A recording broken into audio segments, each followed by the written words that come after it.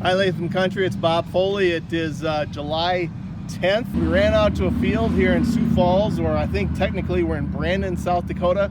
We have a friend that has a field. This is a 104-day hybrid planted on May 1. We're going to talk about silking and the pollination process. And I'll give you an idea. As you look up, there isn't a tassel showing in the field, but as you look down, we have ear shoots starting to show. And there's just a little wisp of silk there. So come along with me and we'll talk about over the next 4 days, we're going to shoot this video on the sequences that happen in a cornfield during pollinating. So it's not just today, and then we'll change tomorrow. We'll come back the next day and we'll show you silk growth, we'll show you pollination, and we'll show you how everything works inside the cornfield, okay? So we'll take a pause and we'll get set up in the field and then we'll come back to you. So we've come inside the field. It took me a minute to kind of find 3 plants in order so we could work on things. I'll bring a tassel down and show you. We are not tasseling yet. Now this is good breeding. A lot of times when we pick hybrids, this has been a very well fed and a very adequate moisture has occurred on this farm. And so there's our tassel, 2 leaves back or a leaf and a half back. So today's Friday. By Sunday, this will be out and probably be shedding in this top portion, as we discussed in the fungicide video. But I wanted to show you, we've chosen 3 plants here, and I put these green tags on them. And they're all just starting to silk. We're gonna number these 1, 2, hard to draw, 2, and 3, so that you see tomorrow and the next day what plants we're working with. And I'll put the tags on here for you so you can see that as well. And we'll do this live. So the reason I said this is good breeding, we really like to pick hybrids that silk before they shed. And the reason is pretty simple. When we're in a drought situation or severe heat and drought, the plant has 2 flowers on it. It has the silk and it has the tassel, and they are supposed to sync together. When we get into a droughty situation or severe heat situation and the crop is running for cover, tassels speed up and silks slow down. And so a 7-day shedding period might all of a sudden become a 4-day shedding period. And silks will slow down because they're pushed by water availability. So if you can silk first and then start to shed in that silk window, it's a nice place to have your hybrid in optimum conditions, because when you get drought and dry, the silks slow down, the tassels still come out, but they shed quickly, and so your chances of having that nick come together in drought is even better. So we try to pick a lot of hybrids that silk first, shed second, and sometimes the difference is only 48 hours. I wanted to talk to you about the ability of these hybrids to silk on their own and how fast does silk grow. So I'm going to take this and we're going to cut this off and take that silk out. Now you can see that ring of silk in there, okay? And if I cut it away, that's how much silk is coming out, but this is how much you actually see, okay? So we're gonna take and cover this shoot, this ear shoot, with this, and we're gonna protect it from getting any pollen on it for the next, until we come back. Okay, so we'll fold that over really nice. Now the next one, we're gonna let go all on its own. He's a little bit on the other side. And all we're going to do is give him just a little bit of a haircut. So you don't see the silk coming, but you can see he's still there. Okay, and we'll fold him over because we cut him. And then this one we're going to leave go exactly as he is. We're going to cover that as well. Okay, so now today is Friday. So we're going to mark these all with a Friday cut full, Friday cut, and a Friday no cut. So Saturday, we're gonna come back and we'll shoot our next portion of this video. Sunday, we'll come back and we'll actually bring some pollen down either Sunday or Monday, and we'll show the pollination process. So goodbye for now, and we'll see you tomorrow. Good morning, Latham Country. It's Saturday morning, about 6:30 in the morning. Last night at 5 o'clock when we cut the silks, it was 88 degrees. Right now it's 68 degrees. So we've had very nice weather, so there's a lot of dew. It's a very damp and wet morning. It's been about 14 hours since we cut the silks. I thought we'd just go out and take a really quick look at 14 hours. And then this evening we'll come back and we'll take a look at a 24-hour look, and we'll start talking about silking. Okay, we're back in the field. We're going to take a look at the silks or the stigmas. Most of this field has not yet begun to produce silk and expose the silks. Now, the R1 stage is typically defined as one silk exposing through the ear, the tip of the ear. The field would be R1 when 50% of the plants have a silk showing. Silks have been elongating the past 10 days inside the husk, and as you know, they grow from the butt first, and so the first silks that we saw last night were butt silks. Now the ear on the left, where we had the full cut, since we evened everything up in its growth length, we'll be seeing all of the silks come out by tonight. The ear that we just did the haircut to, number 2, is still going to be just the butts and a few of the lower silks emerging. And then the number 3 plant that we didn't bother with at all is going to be just like you would normally see in the field. Now the reason I covered that is so we can show how much silk will grow when it never receives pollen. So over the next 5 days, that number 3 plant will continue to not be pollinated. Silks will grow about 1.5 inches a day. What we've been at right now is about 14 hours. So let's take a look at the first one that we did not cut. And we see that much silk growth from last night, all natural, very nice silk, and would be receptive if we had pollen. Now the second plant, we just gave it that haircut. We just trimmed it off the top, but we did not cut, and that is all brand new growth because we cut it right here last night. So that is 14 hours of growth, well over 1 inch. And then this one, where we gave the full cut off, we went into the ear shoot and cut it off. Again, we have 1 inch. Now those brown spots on the top are damaged from the knife, but the rest of the silk is perfect. You'll be surprised when we come back at 5 o'clock and see what this growth looks like. Hi gang, it's Saturday night, the 11th. It's 5 o'clock, so we're just exactly 24 hours since we cut our silks. We've had a nice development today. It's been 82 degrees only, but we have tassels that are starting to show up and they're starting to shed, so we'll talk about those tomorrow. But for right now, let's go in and see what our silks look like after a 24-hour set. Okay, so here we are at 24-hour period. We got plants 1, 2, and 3. We're going to take a quick look at the silk growth. Plant 1 was a full cut. We looked at it this morning. Now at 24 hours, we can see how much silk we have coming out of it. And this was a full cut as demonstrated by the growth of the husks around it. So we'll cover him back up and we'll talk about pollinating with him tomorrow. The second ear was just the haircut that we did, and there's quite a bit more, but you realize that that's the silk that's coming from the base of the ear and maybe up halfway. None of these tip silks have come out yet.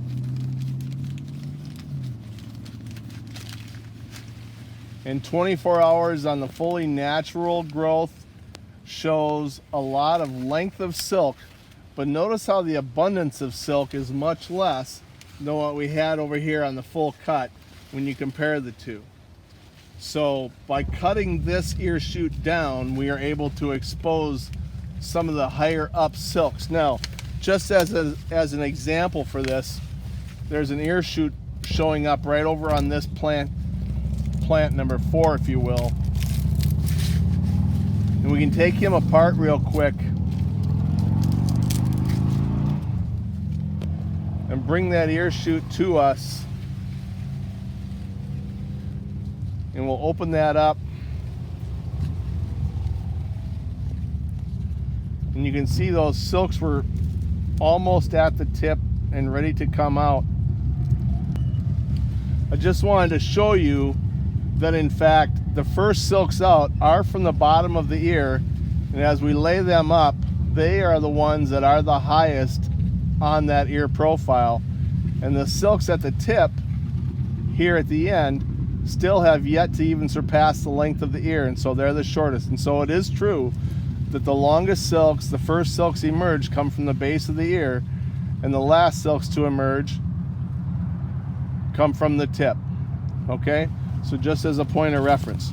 So now we just want to talk about a couple traits, and we're going to show you the trichomes, in other words the barbs that are on a silk and will allow the silk to grab the pollen. There's a difference between pollination and fertilization. Pollination is simply the transfer of the pollen grains from the male to the silk of the female. It has nothing to do with seed set, and it happens to be essentially 100% effective.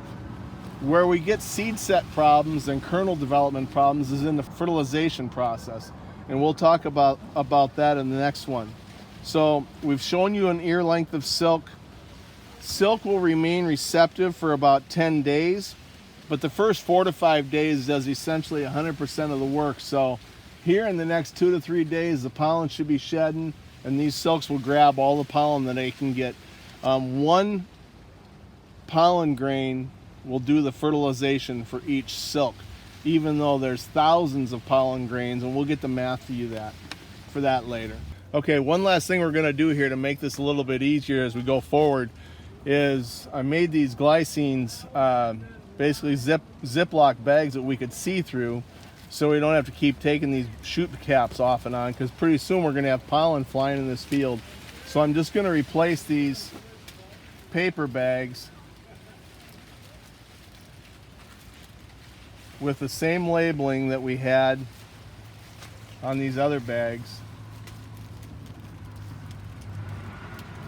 And we typically don't use them when we're breeding because these plastic bags aren't biodegradable, but the paper bags are. They simply have a little wax coating on them that breaks down over time.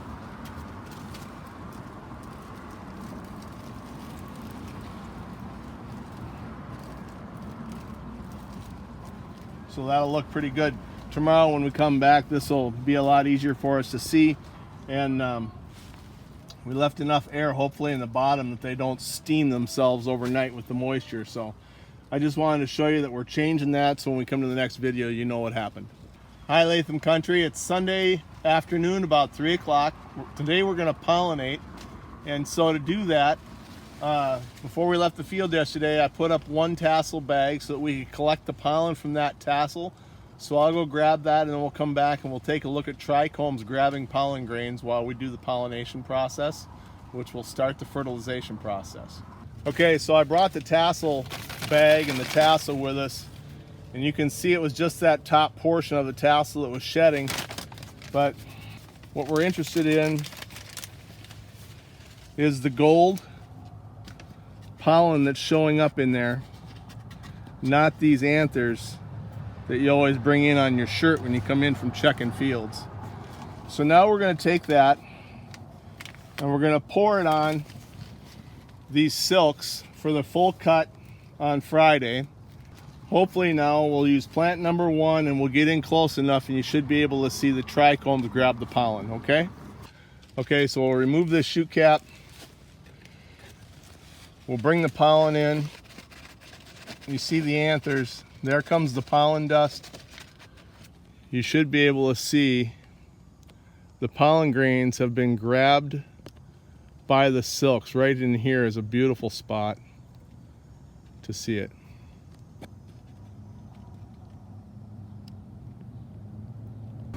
Okay, so the pollen grains will essentially germinate within the next 4 hours. And so what happens is a silk on a corn plant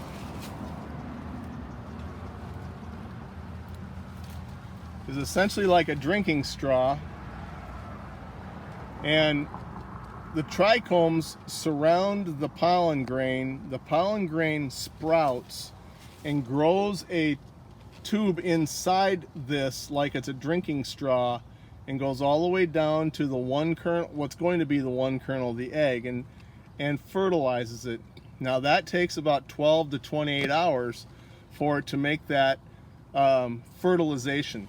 So right now we have pollination over the next 4 hours, germination of that pollen grain into the silk. The pollen tube grows through the silk down to the ovule, and then fertilization happens. Now, plant number 3, the natural silking that we did not cut, we're not going to do anything with. We're going to keep it covered, and then we'll show you that in the absence of pollen, that silk will just keep growing, and it'll come right out the bottom of this bag here in about 4 days or so. We'll come back. And plant number 2, where we cut, we realized yesterday that we only have the butt and maybe some of the middle silks out. There's probably a few more, but we're going to go ahead and pollinate it as well today. And then when we come back, we'll show you that in the absence of any more pollen, like on Monday, Tuesday, Wednesday, because we'll cover it, all of these tip silks will start to grow out the top, but these silks that we currently have will stop growing. And ear number 1 that we pollinated all of this on, there probably won't be any new silk emerge, maybe just a few wisps come from the top.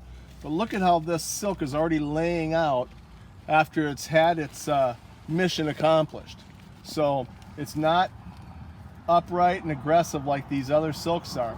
And so you can tell when you walk through your field that things have already gone on. I'll give you another little indicator. When a field is in full activity and you guys are in drought stress and you wonder if your field's getting pollinated or not, you don't need to go through any of this mechanics. If you simply pulled back this leaf and look here in this leaf cup, you'll see the yellow pollen has collected there that missed the silk that came down from around the field and landed in here. And every ear cup will have yellow in it, and you can see that there's pollen in the cups. And if you do that at 5 o'clock in the afternoon, 3 o'clock in the afternoon, you'll have a nice indicator that pollen was flying aggressively when you had the appropriate silking. So you can sleep at night and go in and say, well, pollen must be working because even the mist pollen is landing in the leaf sheath somewhere. Hi Lathams, it's Tuesday, late afternoon. This will be the final segment of our shoot. We are now, since Friday when we came out, we had 3 plants with some silk showing, which means that morning, Friday, that silk had emerged. So I wanted to just show you what's happened to our silks that we pollinated and then the silks that we didn't pollinate. So right now, today, we are quickly approaching 100 hours, or 4 days plus a few hours of when we started seeing silk. So the 100-hour silk mark. Now the first plant that we pollinated with the full cut, when we put the pollen on, we have a few silks that have grown a little longer, and we have a few silks right in the middle that never received pollen, and they're still growing, and they're almost pure white, and they'd be right from the exact tips. The second ear shoot that we did, we just gave that little haircut to. After we left you on the video, I got another bag of pollen and pollinated it as well, and it has essentially stopped. There's also brand new silk right in the middle that will never get pollinated, but that's pretty much what that plant will do now. So once those silks get a pollen tube growing in them, they pretty much stop their growth. They might grow for a few more hours or maybe the next day, but that's the end of it. Now we go to the one that we never cut and we never pollinated, and you can see on plant 3 the silk has now come out the bottom. And if we take this off, we have silk that's, you know, almost the length of your forearm. And in the absence of pollen, this will keep growing. And I've seen silk come as far down as, you know, the next node. The second ear shoot's got some silk on it, but I've seen the silk from the first in the unpollinated situation, like in a green snap field, for instance. It'll just keep on growing. And eventually pollen should find this. Now, if we leave this uncovered, the pollen that's in the field will all grab a hold, and that'll be a nice full ear set. So we'll uncover all of these. We'll let the farmer have his ears back, and that should be the end of what happens in a field of pollination and silk growth. So I hope you've enjoyed it. If you have any questions, you can sure reach out to me. Thank you.